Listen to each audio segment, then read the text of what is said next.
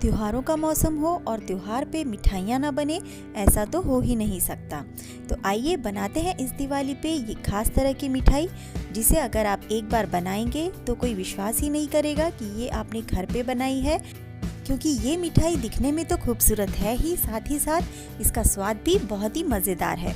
तो चलिए जल्दी से शुरू करते हैं इस मिठाई की रेसिपी। सबसे पहले मैं यहाँ पे कढ़ाई गरम करने के लिए रख दूंगी और उसके बाद मैं इसमें डाल दूंगी 3 टेबलस्पून घी।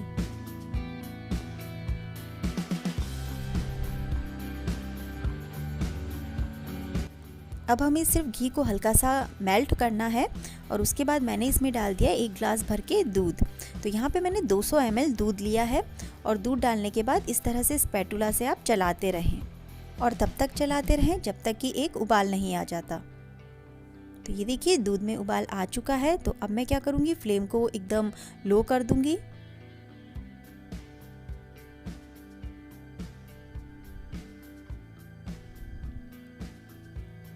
और अब यहाँ पे मैं दूध में डाल रही हूँ मिल्क पाउडर।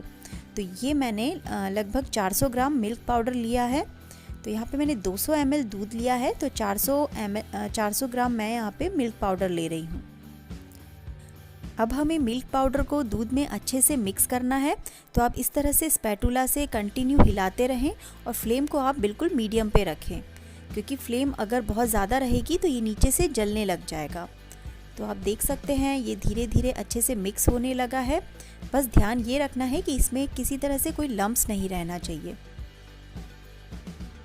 तो आप देख रहे होंगे कि ये काफ़ी गाढ़ा हो चुका है और काफ़ी स्मूथ सा पेस्ट बन गया है। मैंने इसे लगभग 5 मिनट के लिए मीडियम फ्लेम पे पकाया है। तो अब मैं इसमें शुगर डाल रही हूँ। तो यहाँ पे मैं पाउडर शुगर डाल रही हूँ। ये मैं लगभग 100 ग्राम डाल रही हूँ, क्योंकि मैंने जो मिल्क पाउडर यूज़ किया था वो भी हल्का सा स्वीट था। आप अगर अनस्वीटेंड मिल्क पाउडर यूज़ कर रहे हैं तो आप शुगर की क्वांटिटी बढ़ा सकते हैं। अब हम इसे 3-4 मिनट के लिए और पकाएंगे और ध्यान रहे स्पैटुला से आपको बिल्कुल अच्छे से इसे हिलाना है और ध्यान रखना है कि ये नीचे से चिपके ना। तो लगभग 3-4 मिनट के लिए पकाने के बाद इस मावे को मैं आधा आधा डिवाइड कर लूँगी। इस वक्त मैंने फ्लेम को बंद कर दिया है और मावे को हम आधा इसलिए डिवाइड कर रहे हैं क्योंकि यहाँ पे हम 2 फ्लेवर्स के मावा बनाने वाले हैं। तो अब यहाँ पे हम पहला फ्लेवर बनाएंगे, तो उसके लिए वापस से गैस ऑन कर दें। तो पहला फ्लेवर मैं यहाँ पे केसर वाला बना रही हूँ। तो यहाँ पे मैंने केसर को दूध में भिगो के रख दिया था 2-3 घंटे के लिए, तो वो मैंने इसमें डाल दिया है।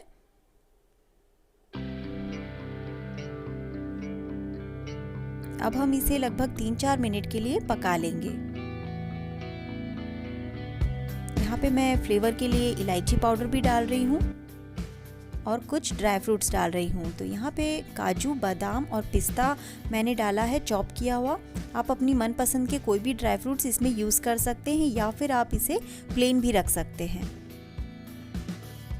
तो आप पकाते पकाते देखेंगे कि मावा जो है हल्का सा गाढ़ा हो जाएगा।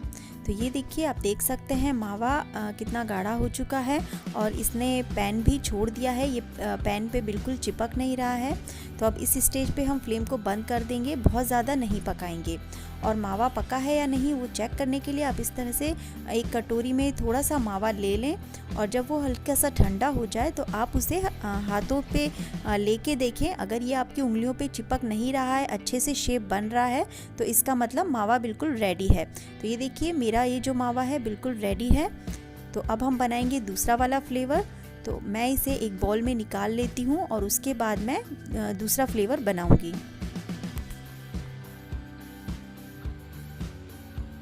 तो ये हो गया है केसर वाला मावा बिल्कुल रेडी। तो अब हम दूसरा फ्लेवर बनाएंगे। तो उसके लिए मैं यहाँ पे 1 चम्मच घी डाल रही हूँ और यहाँ पे थोड़ा सा मैं दूध डाल रही हूँ। तो ये मैंने 1/4 कप दूध लिया है, बहुत ज़्यादा दूध नहीं डालना है। और दूध जब हल्का सा गर्म होने लगे तब हम इसमें डाल देंगे कोको पाउडर। तो यहाँ पे मैं अभी 2 चम्मच कोको पाउडर डाल रही हूँ।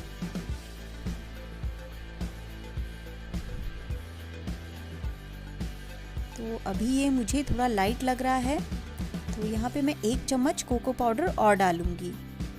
कोको पाउडर डिपेंड करता है आप कौन से ब्रांड का ले रहे हैं, कितना डार्क है, तो आप थोड़ा सा ध्यान से डालें। और दूध हमने इसलिए डाला था ताकि कोको पाउडर डालने के बाद मावा ज़्यादा गाढ़ा ना हो जाए। तो अब हमने जो मावा निकाल के रखा था, अब वो मावा मैं इसमें डाल दूंगी और मावा डालने के बाद अच्छे से इसे मिक्स कर लेंगे और इसे भी लगभग उतने ही टाइम के लिए पकाएंगे जितने टाइम के लिए हमने केसर वाला मावा पकाया था। हमें बिल्कुल सेम इसे वैसे ही पकाना है।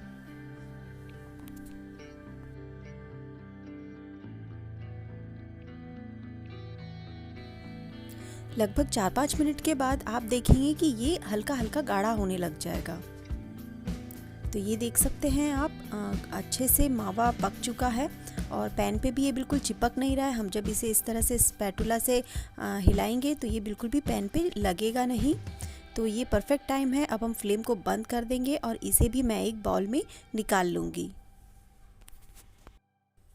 और जब ये बिल्कुल ठंडा हो जाएगा तो और भी ज़्यादा गाढ़ा हो जाएगा। तो ये देखिए दोनों मावा बिल्कुल ठंडे हो चुके हैं और ये काफ़ी अच्छे से गाढ़ा हो चुका है। लेकिन अगर इस स्टेज पे आपको लगता है कि ये गाढ़ा नहीं हुआ है और इसकी मिठाइयाँ बनाने में आपको दिक्कत आएगी तो आप इसे थोड़ा सा और पका सकते हैं। अब मैं हाथों पे घी लगा के इसे अच्छे से ग्रीस कर लूँगी और रोलिंग बोर्ड को भी अच्छे से ग्रीस कर लूँगी घी लगा के।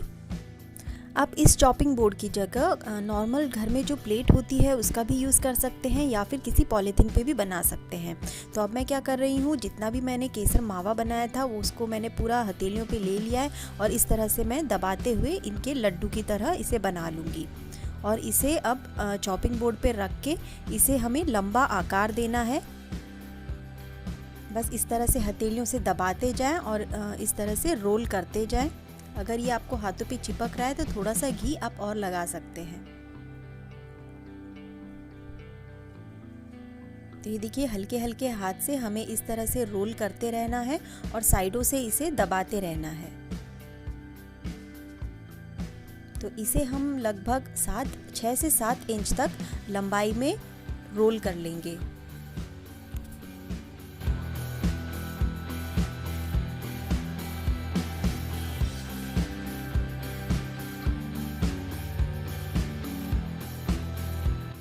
अब हम इसे साइड में रख देंगे और एक मैंने यहाँ पे प्लास्टिक शीट लिया है जिसे मैंने अच्छे से घी लगा लिया है। तो मेरे पास इस तरह की प्लास्टिक की शीट रखी हुई थी। आप इसकी जगह किसी भी तरह की पन्नी या फिर एल्यूमिनियम फॉइल का भी इस्तेमाल कर सकते हैं। तो मैंने इसके ऊपर चॉकलेट मावा जो हमने बनाया था वो रख दिया है और इस तरह से हथेलियों से दबाते हुए मैं इसे फ्लैट कर लूँगी। और ये इस तरह का जो भी फ्लैट स्पैटुला होता है आप उसका यूज़ कर सकते हैं। इससे बहुत ही स्मूथली ये बिल्कुल रेडी हो जाता है। और मैं जो इसका शेप दे रही हूँ वो रेक्टेंगल शेप दे रही हूँ ताकि इसके हमें रोल्स बनाने में आसानी रहे। और इसकी जो मैं चौड़ाई रख रही हूँ वो लगभग मैं 7 इंच के लगभग ही रख रही हूँ, जितना लंबा हमने केसर मावा को रोल करके रेडी रखा था। तो इस तरह से आप साइड से दबाते हुए जाएं और इसे फ्लैट करते जाएं हल्के हल्के हाथ से। हमें इसकी थिकनेस मीडियम ही रखनी है, बहुत ज़्यादा पतला नहीं रखना। तो बेलने के बाद हम ये जो केसर रोल है वो इसके ऊपर इस तरह से रख देंगे और अब हम बहुत ही हल्के हाथ से शीट को इस तरह से उठाएंगे और इसे इस तरह से इसके ऊपर चिपका देंगे और बहुत ही टाइटली इसे प्रेस करेंगे। और उसके बाद वापस से शीट को पीछे की तरफ लेंगे और इसे वापस से रोल करेंगे और इसे टाइटली हम प्रेस करते हुए जाएंगे। इस तरह से हमें इसे राउंड शेप देने की कोशिश करनी है। तो आप इस तरह से उठाते जाएं और शीट को वापस पीछे की तरफ खींचते जाएं। तो वापस से देखिए इस तरह से रोल करें, बहुत ही सावधानी से हमें करना है। और वापस हाथों से मैं दबाते हुए इसे अच्छे से चिपका रही हूँ। तो ये देखिए पूरा का पूरा हमने रोल कर लिया है।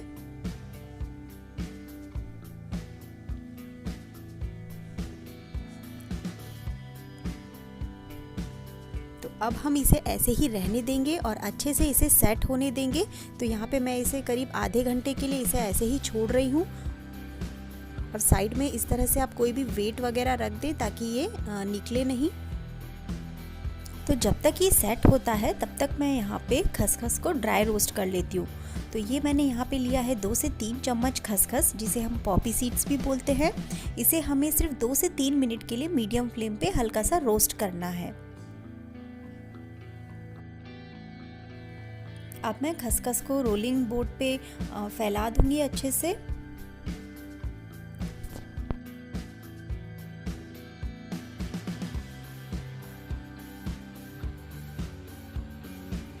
अब मैं क्या करूँगी, मैंने जो ये चॉकलेट रोल बनाया है इसे बहुत ही सावधानी से उठा के इसके ऊपर रख दूँगी।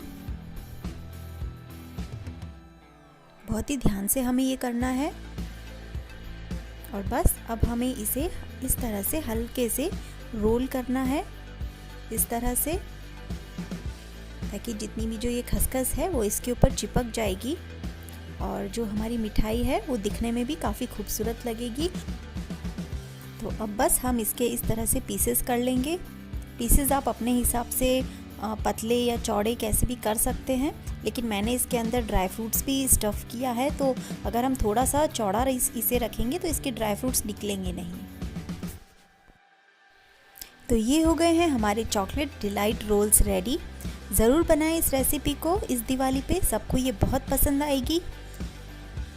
और अगर आपको ये रेसिपी पसंद आई है तो प्लीज़ प्लीज़ प्लीज़ मेरे चैनल को सब्सक्राइब ज़रूर कर दें और वीडियो को लाइक ज़रूर करें। तो चलिए मिलते हैं अब हम नेक्स्ट रेसिपी में। Till then wish you a very happy and safe Diwali to all my viewers. Thanks for watching.